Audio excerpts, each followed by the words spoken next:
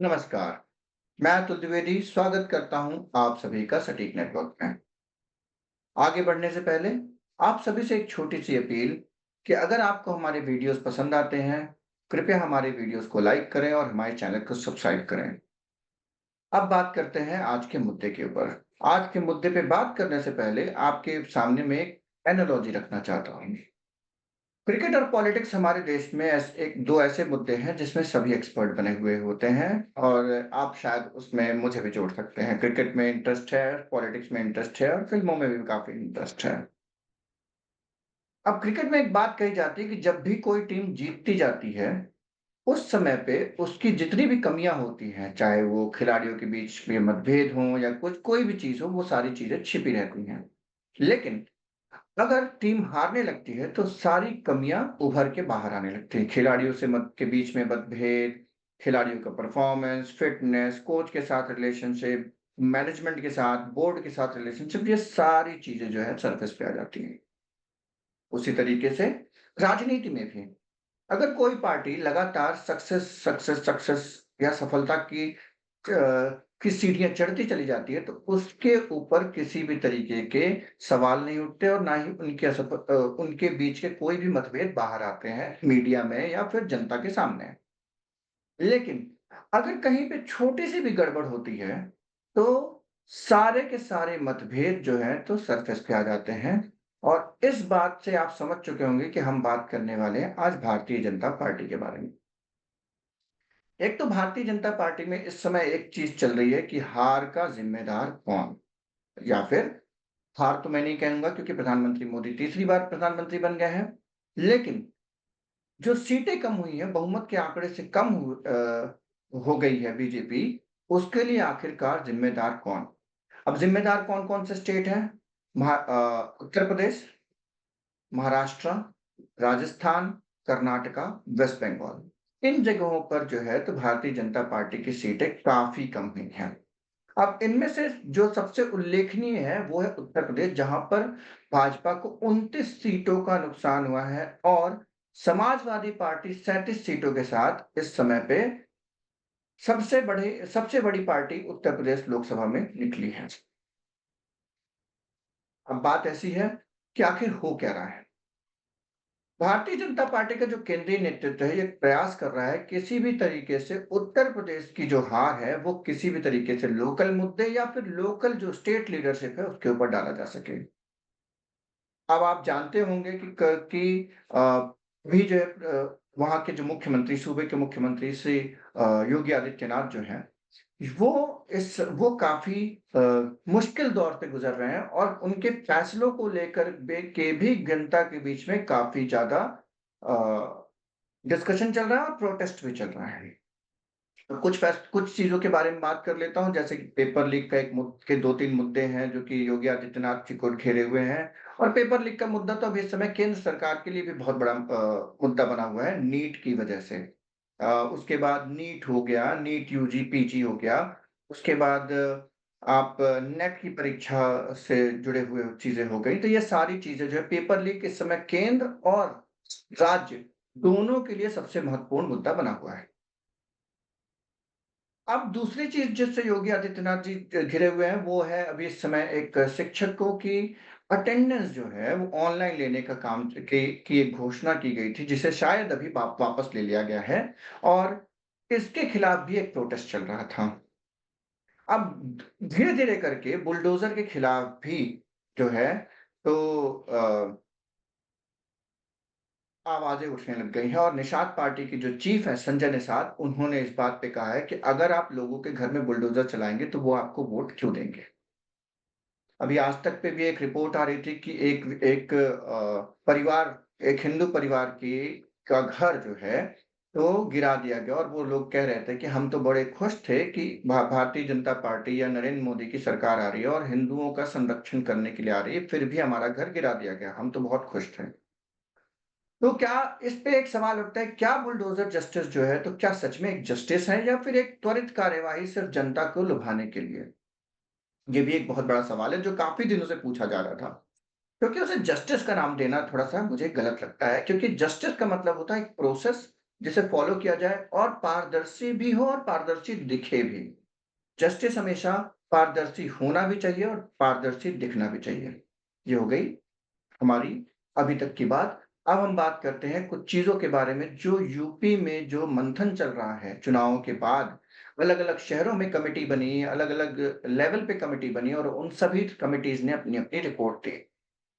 अब इसमें जो कुछ मुद्दे उल्लेखनीय हैं वो है संविधान का मुद्दा। अब कई सारे जो छोटे-छोटे लीडर्स हैं वो ये कह रहे हैं कि संविधान का 400 सीटों का जो नारा था कि अब की बार 400 पार का जो नारा था वो भी कहीं न कहीं बैकफायर कर गया और उसकी वजह से और कुछ नेताओं के जो भाषण थे और वो भी एक बहुत बड़ा इम्पैक्ट और डेंट जो है तो बीजेपी के जो प्रॉस्पेक्ट्स थे उत्तर प्रदेश में उन पे डालता है। कैसे?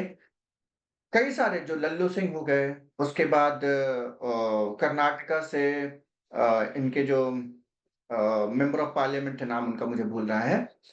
ऐसे कई सारे नेता जो थे वो आए और उन्होंने कहा कि हमें 400 सीट इसलिए चाहिए कि संविधान बदलना है।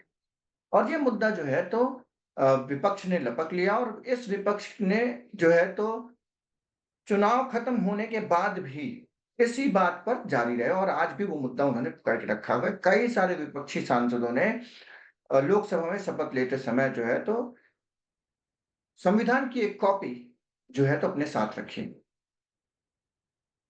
अब एक ये मुद्दा कि संविधान का मुद्दा जो है तो कई सारे जो एससी, एसटी, ओबीसी या पिछड़ी जातियाँ हैं, उन सब के बीच में बहुत ज़्यादा पहुँचा और उन सबको लगा कि संविधान बदलने का एक खतरा है, जो संविधान उन्हें संरक्षण देता है।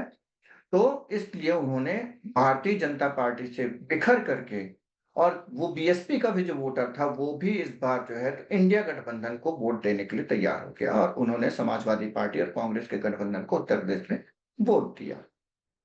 ये हो गया पहला कारण। दूसरा कारण कहा जा रहा है कि जो बीएलओ हैं या फिर जो लिस्ट थी, वोटर लिस्ट थी, उसमें से कई सारे नाम कट गए। अब एक तो ये बड़ी अजीब-सी बात है कि वोटर लिस्ट में कई सारे लोगों के नाम नहीं थे। अब इसकी ज़िम्मेदारी किसकी होती है? पन्ना प्रमुख। भारतीय जनता पार्टी कहती है कि उनका जो कैडर है, वो ज़बरदस्त है। ऊपर से नीचे तक हर किसी की ज़िम्मेदारियाँ हैं। पन्ना प्रमुख लोग की ज़िम्मेदारियाँ होती हैं, जहाँ पर वो जाकर के वोटर लिस्ट को देखते हैं, वो अपने-अपने वोटर्स को चेक करते हैं और वोटर्स की लिस्ट में वोटर है या नहीं है, ये सारी चीज़ें कहते हैं।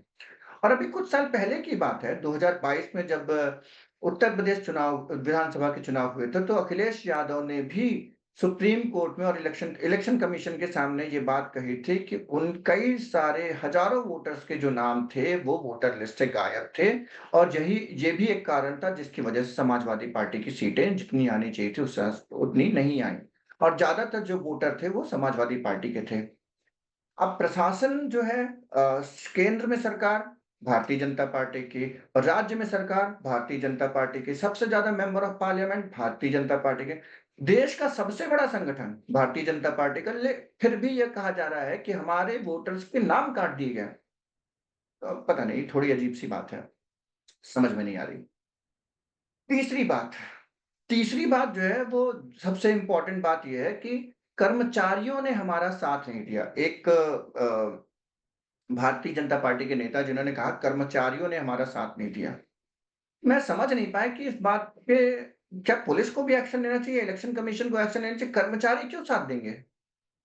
कर्मचारी क्यों साथ देंगे किसी भी पार्टी का इलेक्शन के टाइम पे?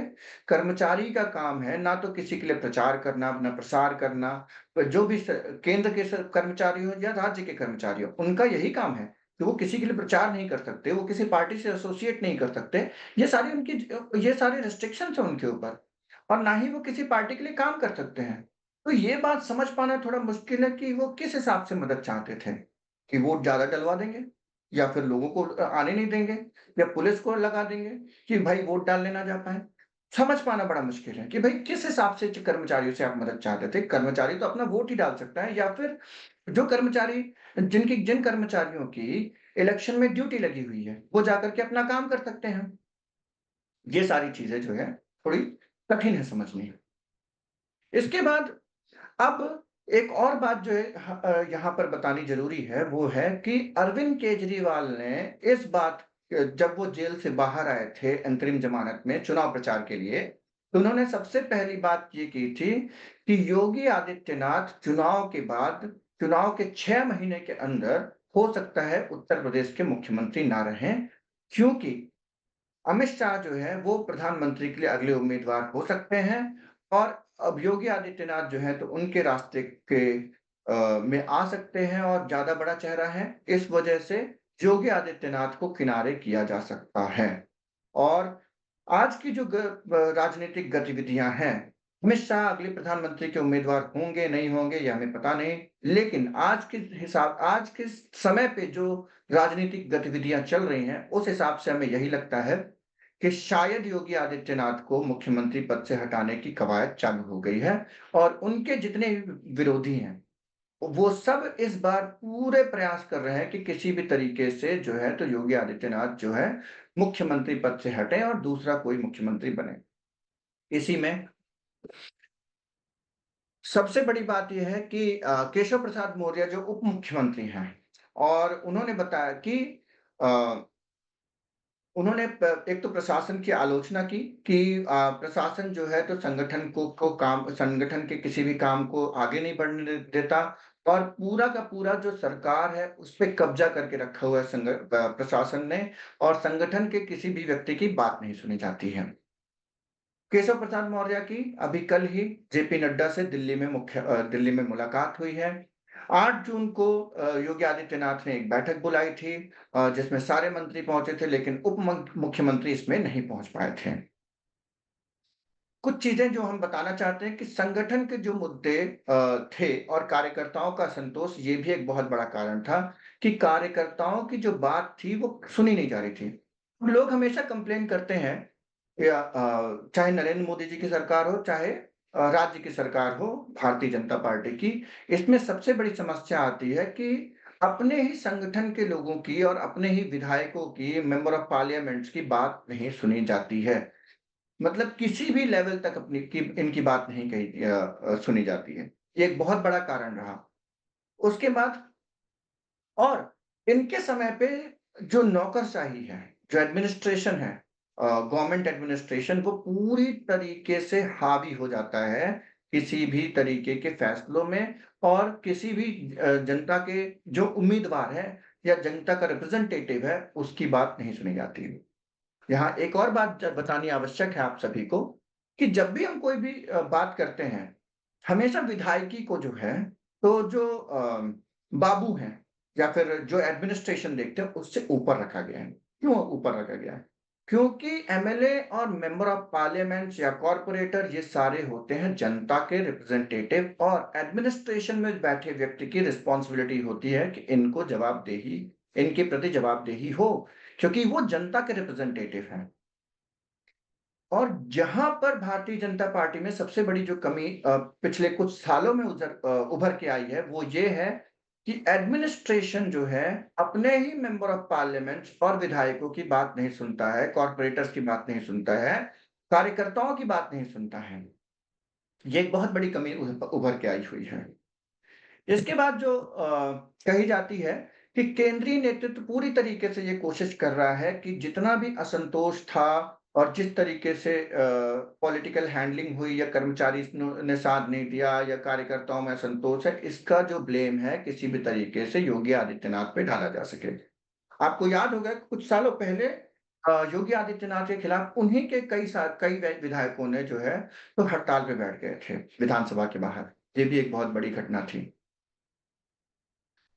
अब एक और बात कहूँगा, ये इतनी सारी बातें चल रही हैं, भारतीय जनता पार्टी से रिलेटेड, लेकिन अगर आप मेन स्ट्रीम मीडिया का ओपन करके देख लेंगे, तो आपको पता चलेगा कि ये सारी बातें लगभग गायब है मेन स्ट्रीम मीडिया से। मेन स्ट्रीम मीडिया इसको कवर करने के लिए तैयार नहीं है, पहली चीज़।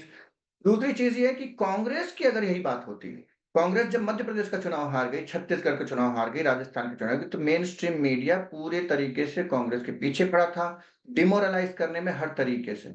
लेकिन यहाँ पर जब इस तरीके का सिर-फुटअव्वल जिसे कहते हैं, ये आपस में ही एक-दूसरे के ऊपर ब्लेम गेम की बात चल रही है, आज अभी भी मेन स्ट्रीम मीडिया इस बात को इग्नोर करने की कोशिश कर रहा है। जितना कवरेज मिल सकता था, उतना कवरेज नहीं मिल रहा है इन सब बातों को और उठाया नहीं जा रहा है कि कहीं भारतीय जनता पार्टी को आने वाले 3 चुनाव जो अभी तुरंत होने वाले हैं, महाराष्ट्र, झारखंड, हरियाणा, उसके बाद दिल्ली का चुनाव है जनवरी-फरवरी में और फिर उसके बाद बिहार का चुनाव है शायद अप्रैल-मार्च में या शायद मई के आसपास होगा। इन चुनाव में कहीं नुकसान ना हो जाए। अब बात ऐसी है कि इस इन सारी समस्याओं से भारतीय जनता पार्टी निकलेगी कैसे? अब यहाँ पे एक और बात है महाराष्ट्र से जुड़ी हुई जहाँ पर अंदर खाने से कुछ खबरें ऐसी हैं कि शायद यहाँ पर वो महाराष्ट्र वर्सेस गुजरात वाला भी एक चल रहा है कि कई सारी महाराष्ट्र की योजनाएँ थी जो शायद गुजरात की तरफ जा गईं, गुजरात को ज़्यादा फ़ेवर किया गया, ये सारी बातें चल रही हैं। मैं इस तरीके की किसी भेदभाव में को हम प्रमोट नहीं करते, लेकिन हमारा मानना है कि सारे स्टेट्स को अगर वहाँ पे रहने वाले लोग हैं और उन सभी को बराबर मौका मिलना चाहिए, चाहे आप मध्य प्रदेश से हों, चाहे राजस्थान से हो, महाराष्ट्र से हो, गुजरात से हो, सबको बराबर मौका मिलना चाहिए, देश सभी का है। लेकिन अगर किसी के साथ कोई पक्षपात हो रहा है, तो वो भी हम प्रमोट नहीं करते और ये एक बात है जो कि इस समय देश में कई सारे राज्यों में देखी जा रही है कि गुजरात से आने वाले बिज़नेसमैन्स को कई सारे राज्यों में ज़्यादा प्रेफ़रेंस मिल रही है, ऐसा देखने को मिल रहा है। अब इसका सॉल्यूशन क्या है? इसके आगे बढ़ते समय अ, हमारा जो विश्लेषण है वो ये कहता है कि सिर्फ़ ये जो 5 राज्य के चुनाव हैं बिहार तक काफ़ी सारी चीज़ें जो हैं बदलने वाली हैं। और क्या पता कि अगले 5 राज्यों के चुनाव में अगर पाँचों राज्यों में से 3 कम से कम 3 भारतीय जनता पार्टी जीत लेती है अपने गठबंधन के सहयोगियों के साथ, तो मुझे लगता है कि 5 साल ये सरकार चलेगी। लेकिन अगर इन 5 राज्यों में से वो 4 राज्य हार जाती है या पाँचों हार जाती है, उस केस में हो सकता है कि भारतीय जनता पार्टी की केंद्र की सरकार अपने 5 वर्ष पूरे ना कर सके। अब इन सब बातों पे हमारी नज़र बनी रहेगी और अगर आपको हमारा ये वीडियो पसंद आया, तो कृपया हमारे वीडियो को लाइक करें और हमारे चैनल को सब्सक्राइब करें। धन्यवाद।